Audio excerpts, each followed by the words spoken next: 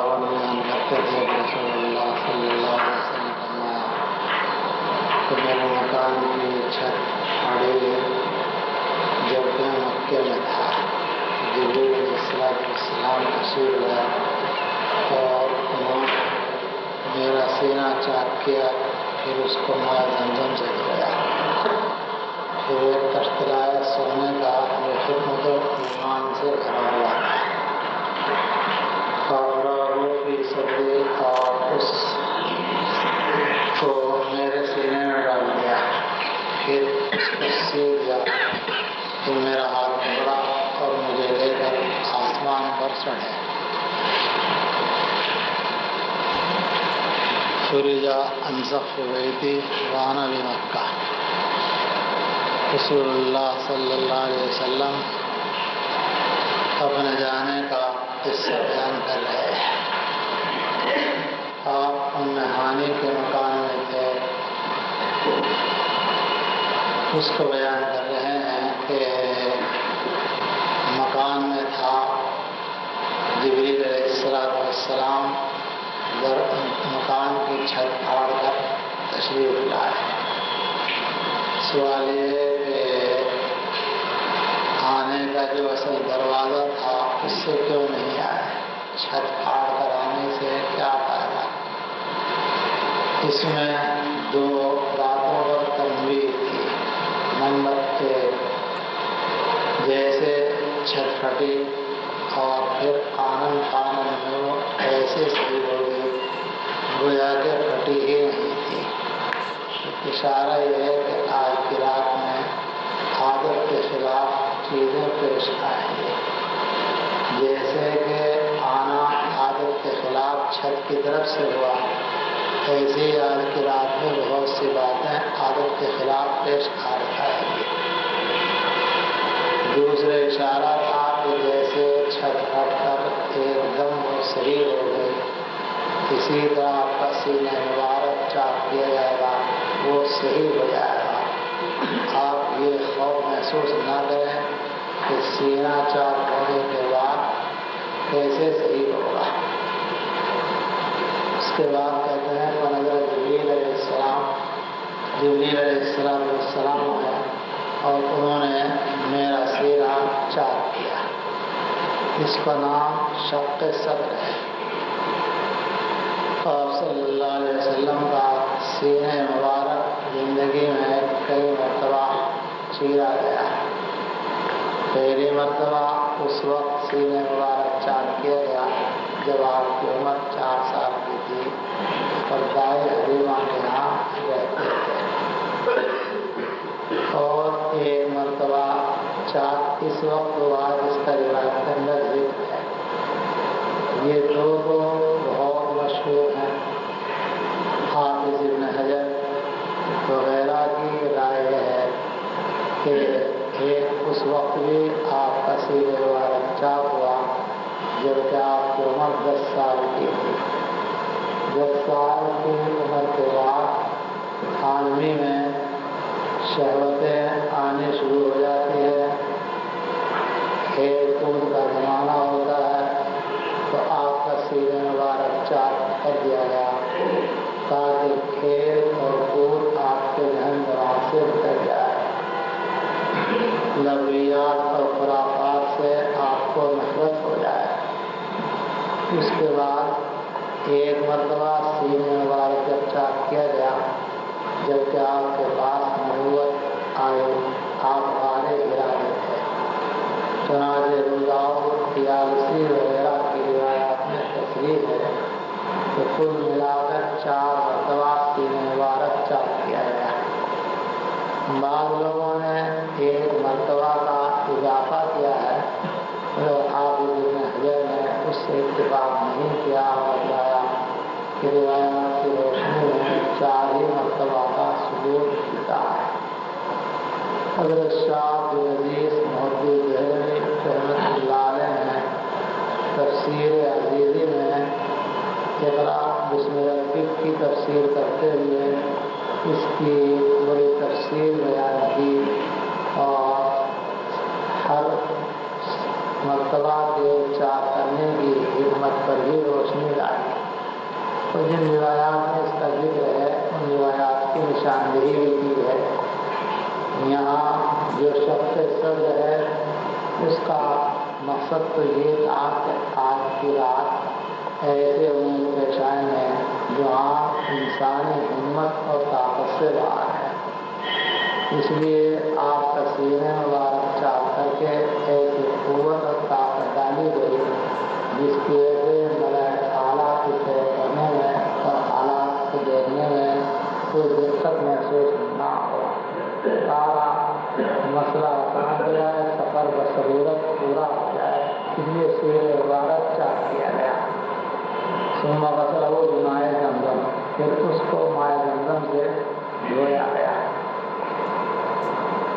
مائع زمزم سے دھونے کی بات سے یہ چیز سمجھ آتی ہے کہ مائع زمزم جنت کے پانی سے بھی افضل ہے، ورنہ جیسے جنت سے تشت سونے کا آ سکتا تھا، جنت کا پانی بھی آ سکتا تھا، اگر آپ صلی اللہ علیہ وسلم کے لیے پانی زمزم ہی لایا گیا، اس کا مطلب یہ ہے کہ مائع زمزم کو جنت کے پانی پر بھی فوقیت اور فضیلت حاصل ہے۔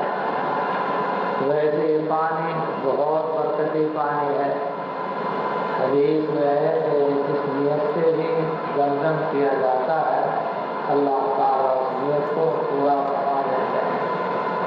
بہتر یہ ہے کہ آدمی جب زمزم کیے تو تطہیر قلب کی نیت کر کے آ جائے، کیونکہ جب آدمی کا قلب ہی پاک ہو جائے گا تو دوسری تمام چیزیں خود بخود پاک ہوں گی اور انسان کو طاعت کرنے میں سہولت ہوگی۔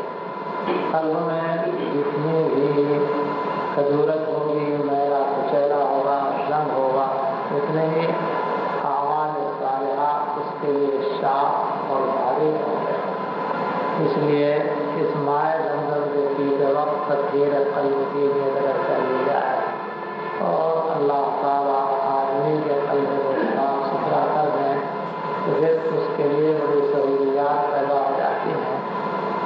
ثم جاء بقسط من ذهب ممتلئ حکمة وایمان، سونے کا ایک کشت لائے یہ حکمت و ایمان سے بھرا ہوا۔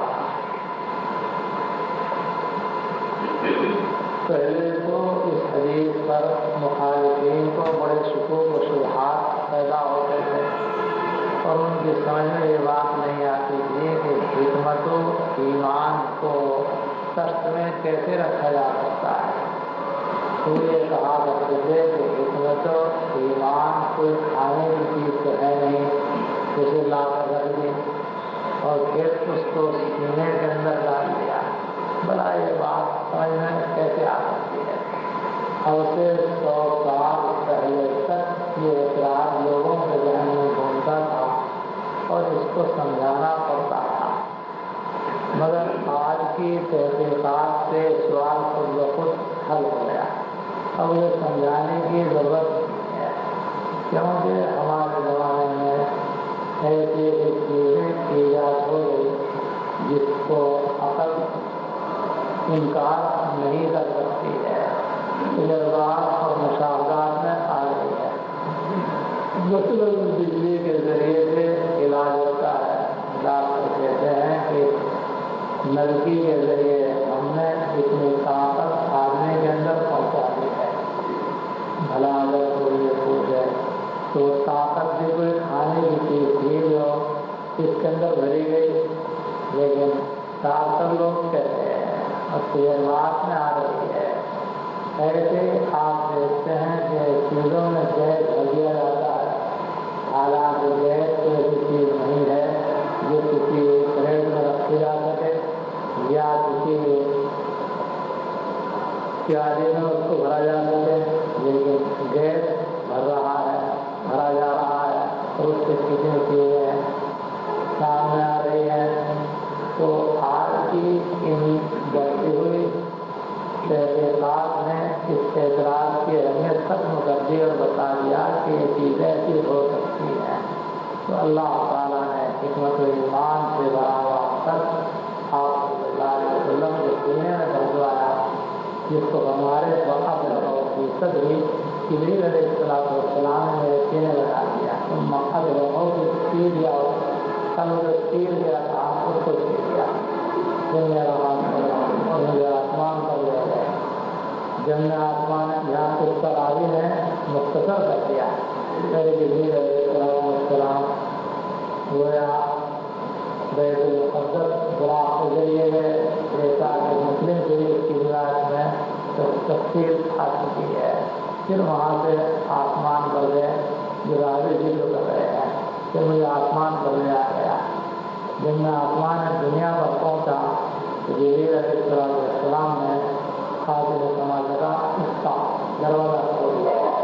اللہ من حالا قوما جبریل، آپ کے ساتھ کوئی ہے؟ تو ہاں میرے ساتھ محمد صلی اللہ علیہ وسلم ہے۔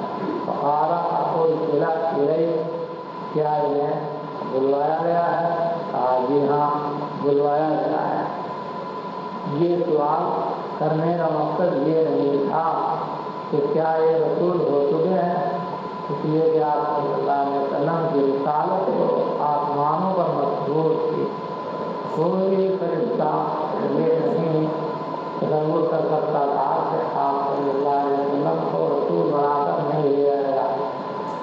اس لیے اقول صلہ الیہ کا ترجمہ یہ ہوگا، کیا ان کو یہاں آنے کے لیے بلوایا گیا ہے؟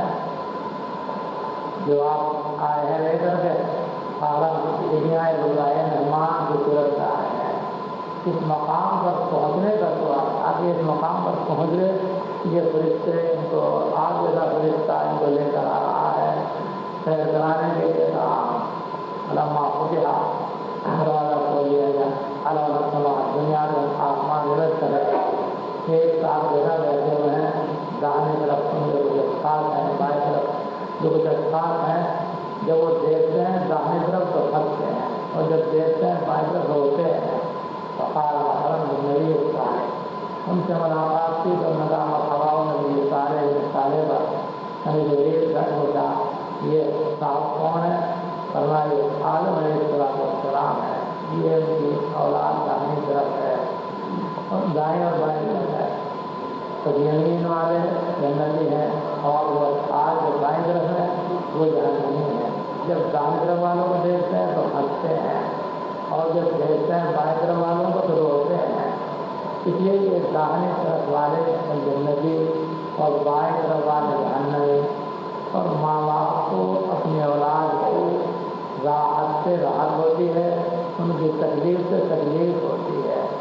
تو داہنی طرف والے لوگ جو جنتی ہیں، اس لیے آدم علیہ السلام انہیں دیکھ کر خوش ہوتے ہیں، اور بائیں طرف والے لوگ سارے جہنمی ہیں، ان کی تکلیف کو دیکھ کر آدم علیہ السلام رو پڑتے ہیں۔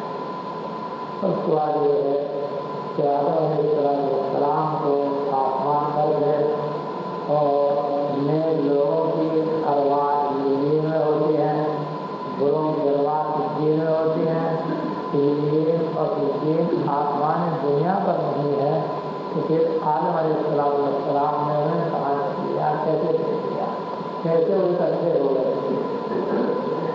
جواب یہ ہے کہ آپ صلی اللہ علیہ وسلم کی آمد پر یہ سب لوگ جمع کر دیے گئے تھے، مگر یہ جواب تو زیادہ اچھا نہیں ہے، اس لیے کفار کے لیے آسمان کے دروازے بند کر دیے گئے ہیں، لا تفتح لهم ابواب السماء، ان کے لیے آسمان کھولے نہیں جا سکتے، اس لیے ان کا آسمانوں پر پہنچنا تو ناممکن ہے۔